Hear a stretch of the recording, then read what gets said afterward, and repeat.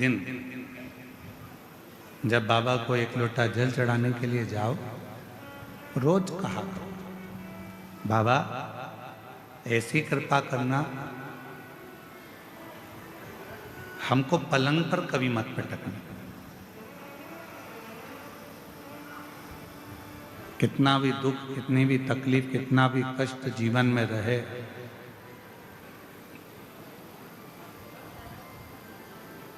पर तू हमको पलंग पर ले जाकर मत पटक, चलाते रहना, तेरी शरणागति तक बुलाते रहना, तेरा भजन कराते रहना।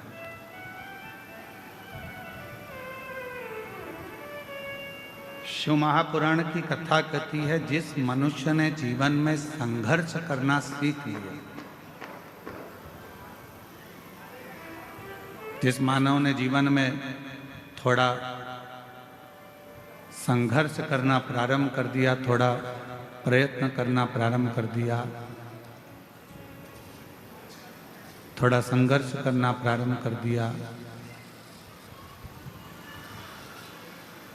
उसने अपनी जिंदगी में सब कुछ पा लिया।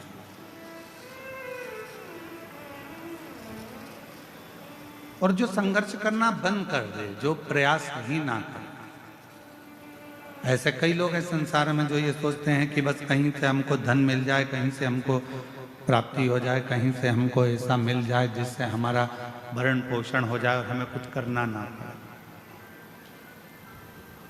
मेरी जीजियों, मेरे जीजाओं, मेरी बेटियों, बेटाओं, मेरी माताओं, मेरे भाई, मेरे बुजुर्ग माता पिता, इस बात का स्मरण रखिए।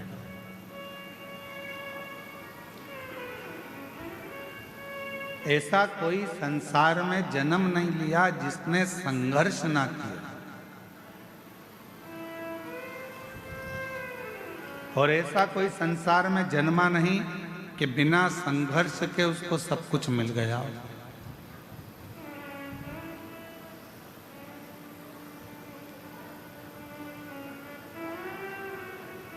थोड़ा प्रयास करना पड़ता,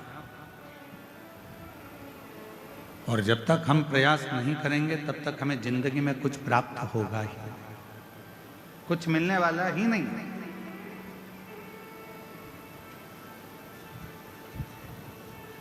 अच्छा एक बात बताओ, जितने बैठे हो,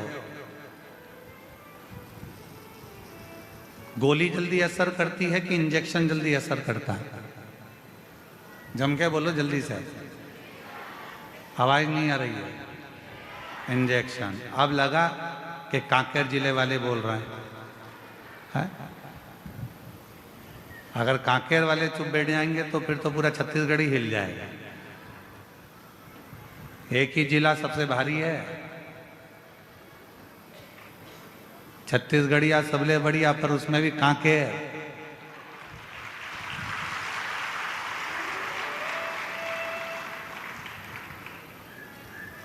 छत्तीसगढ़ का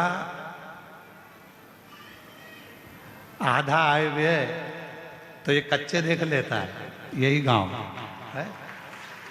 तो ऐसा क्षेत्र है कोई, कोई साधारण है क्या ये क्षेत्र? और आप लोग नहीं बोलोगे तो कौन बता? बोलो जल्दी से, दवाई असर करेगी कि इंजेक्शन जल्दी असर करेगा? इंजेक्शन। दवाई खाने में ज्यादा कष्ट होता है कि इंजेक्शन में ज्यादा कष्ट होता है? इंजेक्शन। दवाई तो तुमने लिया, पानी से निकल गए, कोई ना दर्द हुआ, ना तकलीफ हुई, ना कष्ट हुआ, कुछ भी नहीं हुआ। पर इंजेक्शन दर्द भी करता है, कष्ट भी देता है, तकलीफ भी देता है। कष्ट भी दे रहा है, तकलीफ भी दे रहा है, दर्द भी दे रहा है, परेशान भी कर रहा है। 2-3 दिन तक हाथ दुखता ही रहता है। हरि अम्मा कभी कभी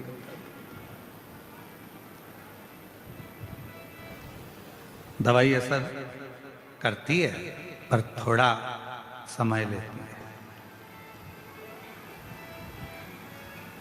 पानी से निकल लो। असर किसने करा? जो दर्द दिया। असर किसने करा? जो इंजेक्शन शरीर में लगा, जिसने कष्ट दिया, वो जो कष्ट दे रहा था उसने आपको रोग से मुक्त कर दिया, जल्दी ही उसने अपना असर दिखाना प्रारंभ कर दिया। उसी तरह जिसने जिंदगी में संघर्ष रूपी इंजेक्शन को ले रखा है, वो एक ना एक दिन अच्छा बनकर रहता है। वो एक ना एक दिन उन्नति की सीढ़ी पर चढ़कर ही रहता है, वो अच्छा बनकर ही रहता है। अब कोई कोई सोचे कि हमको तो कहीं का महाराज ऐसा मिल जाए, कोई महाराज जी ऐसे मिल जाए जो जमीन में गड़ा हुआ हमको धन निकाल कर दे दें और करना कुछ नहीं पड़े, तो ऐसा कहीं का महाराज हो तो हमको भी बता देना, हम भी चलेंगे तुम्हारे साथ। बिना संघर्ष के कुछ भी प्राप्त नहीं हो सकता।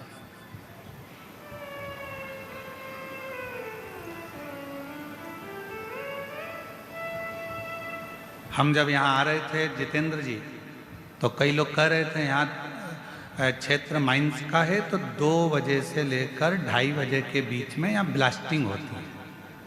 हमने का टाइम अच्छा पकड़ा है उन्होंने और हमने।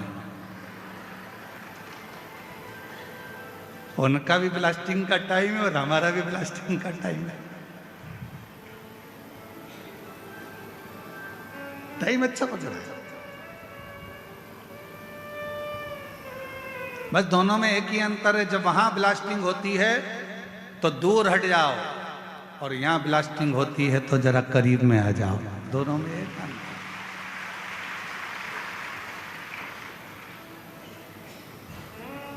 वहां ब्लास्टिंग होने के बाद माल ट्रक में भराता है, यहां तो तुरंत ब्लास्टिंग होकर कथा दिल में भरा जाती है तुरंत। दोनों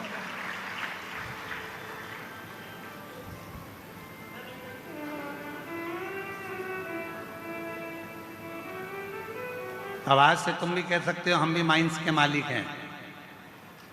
आज से तुम भी बोल सकते हो कि हम भी माइंस वाले हैं। बस अंतर इतना है कि वो माइंस का मालिक कोई भी हो, पर शिव महापुराण रूपी माइंस के मालिक तो हम ही हैं।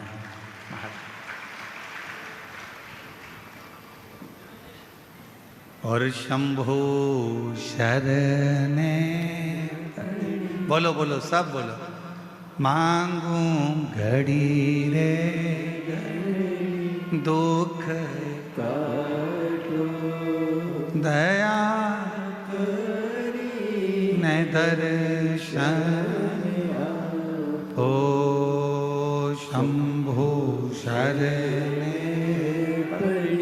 मांगू घड़ी रे दुख काटो, दया करी न दर्शन। शिव पुराण कह रही है भगवान शंकर का ये पवित्र जो 24,000 श्लोक का है, करोड़ों करोड़ों शब्द इस शिव महापुराण के अंतर्गत हैं। ये शिव महापुराण की कथा वर्णन कर रही है कि समय अपनी गति से चले और आपको अपनी गति से चलना। एक देवराज नामक का ब्राह्मण ब्राह्मण के घर में जन्म लेने के बाद भी ब्राह्मण कर्म नहीं कर पाया, श्रेष्ठ कर्म नहीं कर पाया। जरूरी नहीं है कि आपके पास में बहुत सारा धन होगा तो आप दान कर सकोगे, आपके पास में बहुत सारी संपदा होगी तो आप दान कर सकोगे, आपका शरीर स्वस्थ होगा तो आप भजन कर सकोगे।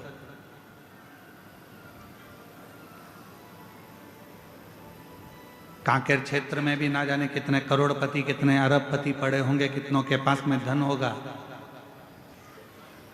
इस क्षेत्र में भी ना जाने कितने कितने धनपति होंगे, कितने कितने अरबपति होंगे, कितनों के पास धन होगा। क्या सबके भाग्य में, सबके ललाट पर ये शिव महापुराण की कथा लिखी है?